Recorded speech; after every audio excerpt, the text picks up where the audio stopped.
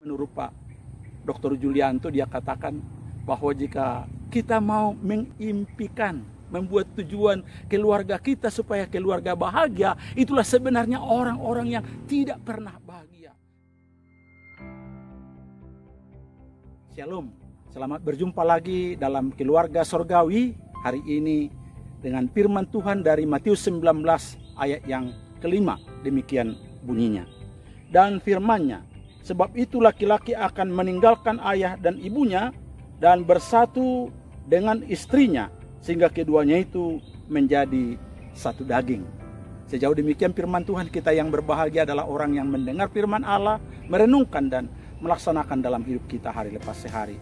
Marilah kita berdoa. Allah Bapa, Allah yang sungguh amat baik dan membentuk keluarga, kami sungguh bersyukur boleh mendengarkan sabda-Mu pagi ini. Pakai hambanya dan kelemahannya, dan biarlah firman-Mu menjadi bagian kami dalam nama Yesus. Amin. Saudara-saudara yang dikasihi di dalam Kristus Yesus, apakah saudara pernah naik kapal laut? Ya, saya puji Tuhan saudaraku sudah pernah. Dulu waktu ada kapal Tampomas, kemudian naik ke Lut, kemudian naik Sinabung juga, bahkan sering juga naik feri atau kapal yang kecil-kecil, kapal nelayan. Dan saya percaya bahwa setiap kita sangat senang kalau kita naik kapal. Tapi coba bayangkan ya, kalau umpamanya kita naik kapal yang paling bagus, ya, luar biasa hebatnya. Di sana fasilitasnya cukup, tapi kapal itu tidak ada tujuannya, pokoknya berlayar begitu saja. Menurut saya mungkin 3 hari bolehlah, ya seminggu bolehlah. Tapi coba kalau 1 tahun, coba kalau 2 tahun, 25 tahun, atau 50 atau lebih daripada 60 tahun. Pasti, sekali lagi, pasti sangat-sangat membosankan. Kenapa saya katakan tadi kapal? Ya karena sering juga keluarga itu disebut bahtera keluarga, naik bahtera keluarga. Dan setiap orang, entah itu muda-mudi yang rindu membentuk keluarga, harus memiliki apa? Memiliki arah, tujuan yang jelas tentang keluarga yang akan dibentuknya. Kalau tidak, saudaraku, dia akan mengalami kesulitan. Memang ada orang yang membayangkan waktu muda, nanti kami kalau sudah berkeluarga supaya keluarga bahagia, keluarga yang harmonis, keluarga yang setia, hebat begitu. Tapi saudaraku, justru herannya setelah habis ibadah keluarga, setelah adanya resepsi atau adat, baru 1 bulan, baru 1 tahun, sudah terjadi apa? Konflik, terjadi apa? Sesuatu yang membuat keluarga itu seolah-olah sudah mengalami kesulitan. Di mana kebahagiaan? Kira-kira demikian. Dan memang menurut Pak Dr. Julianto, dia katakan bahwa jika kita mau mengimpikan, membuat tujuan keluarga kita supaya keluarga bahagia, itulah sebenarnya orang-orang yang tidak pernah bahagia. Karena dia akan memperalat pasangannya untuk kesenangan dirinya, untuk dirinya sendiri. Sehingga dia itu menekan tidak hanya dirinya, tapi juga orang lain. Sekali lagi, tujuan pernikahan itu bukan supaya kita bahagia, tapi proses menuju kepada kebahagiaan. Tapi firman Tuhan ungkapkan supaya kita betul-betul mampu menyenangkan dan juga betul-betul menjadi berkat bagi banyak orang. Ada yang ungkapkan juga bahwa tujuan daripada keluarga itu adalah untuk kebutuhan psikologis, untuk supaya tidak sendirian, supaya tidak mengalami kesepian. Tapi saudaraku, dia pasti juga akan kecewa. Karena sebentar dia juga bisa mengalami tekanan di dalamnya. Sehingga dia akan pergi ya ke kafe-kafe, ya ke tempat-tempat yang merasa tenang, enak. Atau dia akhirnya juga pergi ke lopo-lopo, minum tuak dan macam-macam lagi. Akhirnya dia tidak betah dalam keluarga. Ada juga keluarga yang mau membentuk keluarga ya supaya kebutuhan biologis, kebutuhan seksnya terpenuhi, nafsu birahinya terpenuhi. Tapi saudaraku, itu juga dia tidak akan mendapatkan. Dia akan kecewa juga. Mungkin dia akhirnya cari PSK, ya, selingkuh atau merusak keluarga lain atau merusak orang lain karena dia tidak terpenuhi untuk kebutuhan biologisnya sendiri. Ada juga yang mau mencari ya rasa aman, ya, supaya status sosialnya itu naik dari yang sendiri menjadi berpasangan, dari yang tidak berkeluarga akhirnya berkeluarga. Mungkin ya umur sudah tua begitu ya, ya daripada tidak berkeluarga pokoknya terabas, pokoknya dapatlah, ya siapapun jadilah menjadi apa, keluargaku. Tapi saudaraku, dia nanti akan kecewa karena dia melihat bahwa tujuan utama bukan supaya hanya ada keluarga, tapi ada sesuatu yang Tuhan mau rindukan supaya ada keluarga, tujuan keluarga kita.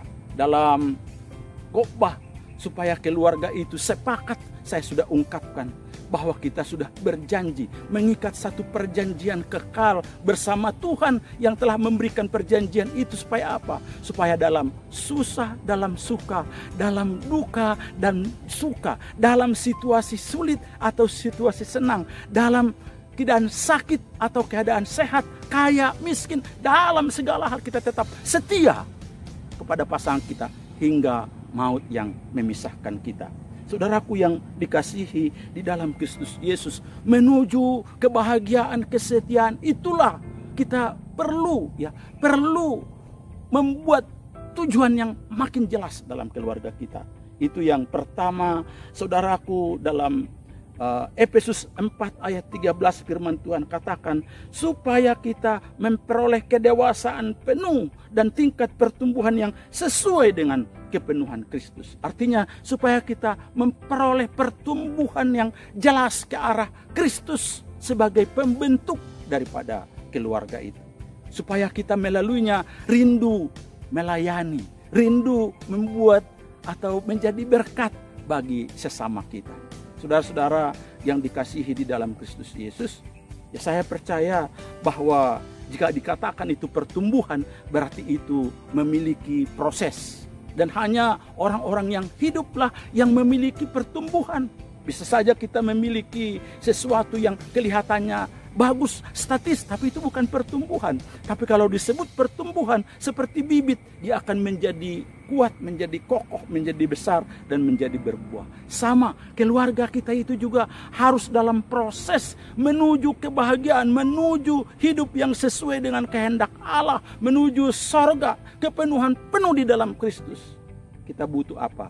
Proses. Untuk itu ada dua hal yang kita butuhkan supaya kita bertumbuh. Yang pertama, masing-masing pasangan kita sudah menerima kasih dan pengampunan Yesus Kristus. Kenapa saudara? Karena pasangan kita dan diri kita memiliki banyak kekurangan dan kesalahan. Tapi bagi kita yang sudah mengalami apa artinya dikasihi, apa artinya mengampuni dan diampuni, kita juga akan disanggupkan untuk mengasihi, untuk mengampuni pasangan kita dalam kekurangan dan kesalahannya. Pengalaman saya begitu Tuhan, saudara-saudara. Karena saya terus terang, ya banyak kesalahan, banyak kekurangan. Ya namanya juga orang kampung ya, besar di kampung ya. Hanya keluarga miskin, hanya ayahnya guru, ibunya petani. Kami sangat sederhana. Ya bertemu dengan istri ya dari kota. Ya. Tentu pola pikir, pola hidup dan segalanya ya banyak yang tidak sesuai. Tapi saudaraku, puji Tuhan. Karena kami sudah lama hidup bersama Tuhan dan sama-sama mengalami apa artinya dikasihi dan diampuni. Ya walaupun konfliknya itu kadang-kadang sudah sedemikian mendalam, tapi akhirnya kami bisa saling menerima, saling mengampuni, dan akhirnya proses menuju kedewasaan penuh di dalam Yesus terpenuhi. Yang kedua, kemampuan beradaptasi. Artinya masing-masing tidak memaksa atau menuntut pasangannya sesuai dengan dirinya sendiri. Ya bisa terjadi mengalah, bisa terjadi kita undur. Ya pokoknya kita mampu beradaptasi, mampu mengerti situasi istri, mampu mengerti situasi suami. Itu artinya yang dari atas mau turun dan yang dari turun mau naik, supaya bertemu di dalam tengah-tengah dan mereka saling memahami satu dengan yang lain. Masing-masing peran ya, suami betul-betul sebagai kepala, istri sebagai penolong yang sepadan, yang ditentukan oleh Allah, sehingga keduanya betul-betul berjalan seiring karena bisa saling memahami, saling menerima keadaan masing-masing. Itu yang kita butuhkan supaya kita betul-betul bisa bertumbuh ke arah Kristus, kesempurnaan Kristus. Yang kedua, menciptakan masyarakat baru milik Allah. Ini yang diungkapkan oleh John Stott, bahwa pernikahan yang dibentuk Allah itu adalah tujuannya menciptakan satu masyarakat baru milik Allah. Sekali lagi, menciptakan masyarakat baru milik Allah.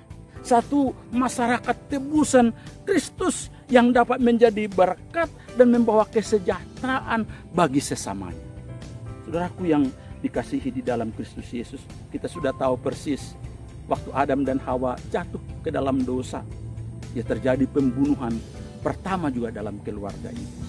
Tapi setelah dipulihkan, Allah memulihkan keluarga Adam dan Hawa, itu juga terjadi kepada keluarga Set sampai kepada Nuh. Dan walaupun dosa sedemikian luar biasa jahatnya, hancurnya tatanan yang ada di dunia ini, ada banyak perselingkuhan, ada banyak hal yang tidak menyenangkan hati Tuhan dan harus dimusnahkan lewat air bah. Tuhan juga memilih apa? Keluarga Nuh dengan 3 anaknya. Dan Tuhan memakai keluarga ini menjadi berkat. Dan dari Nuh sampai kepada Abraham, dari Abraham sampai kepada Daud. Dan kita tahu persis dari Daud juga sampai kepada Maria dan Yusuf, menjadi keluarga di mana Yesus juru selamat dunia hadir. Sama, Yesus juga mau pakai keluarga-keluarga yang ada di dalam Tuhan, keluarga-keluarga kita yang ada di dalam Tuhan. Tuhan rindu supaya Tuhan pakai untuk menciptakan masyarakat baru, masyarakat tebusan Allah, milik Allah sendiri. Dalam Maliaki 2 ayat 15 dikatakan, supaya kesatuan keluarga itu menciptakan anak-anak ilahi, anak-anak yang tangguh, yang kuat.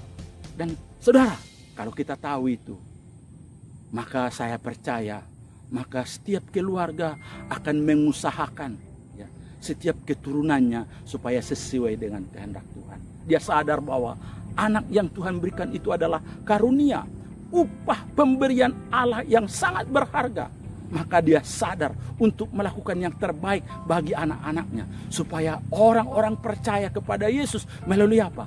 Melalui ibadah, melalui pendidikan, melalui hubungan yang harmonis, baik suami istri dan juga anak-anak, berperan sebagai ayah, berperan sebagai ibu. Juga dia akan melihat anak-anaknya Tuhan akan berkati. Dan jika tidak ada anak, itu bukan kutuk. Sekali lagi, bukan kutuk, karena ada rencana Allah yang sangat luar biasa untuk keluarga-keluarga. Kita perlu berkonsultasi mungkin dengan konselor, atau kita boleh mengambil adopsi anak, atau melayani panti asuhan, atau melayani pelayan anak, dan macam-macam hal yang akan Tuhan berikan. Ya, kita sadar bahwa keluarga kita yang Tuhan bentuk untuk masyarakat milik Allah, tebusan Allah, menjadi berkat bagi banyak orang. Jika keluarga-keluarga itu hidup di dalam Tuhan, itu menjadi berkat. Saya masih ingat waktu muda dulu, saudaraku, bahwa ada banyak bidan, ada banyak guru yang ditempatkan ke kampung-kampung. Tapi karena mereka tidak dididik, tidak dibesarkan dalam keluarga yang cinta dan takut akan Tuhan, banyak anak-anak muda ini yang KTP-nya Kristen, tapi akhirnya ya mungkin karena pergaulan, karena ini akhirnya kawin dengan apa? Dengan duda yang tidak ada pekerjaannya, dengan keluarga yang sudah, atau dengan laki-laki yang sudah berkeluarga. Sangat menyedihkan, saudaraku. Tapi jika anak-anak yang Tuhan berikan itu bagi kita didik, kita besarkan, kita kasihi, kita lindungi, kita perhatikan dengan baik, kita buat sesuatu yang indah dalam keluarga kita, percayalah, maka keluarga kita yang kuat ini akan meregenerasi keluarga-keluarga yang kokoh, yang tangguh, yang kuat, menjadi masyarakat baru, menjadi berkat bagi banyak orang. Mari kita ciptakan saat ini tujuan yang jelas, ya, supaya kita memasuki proses keluarga itu hingga maut memisahkan kita. Tuhan Yesus memberkati saudara. Amin.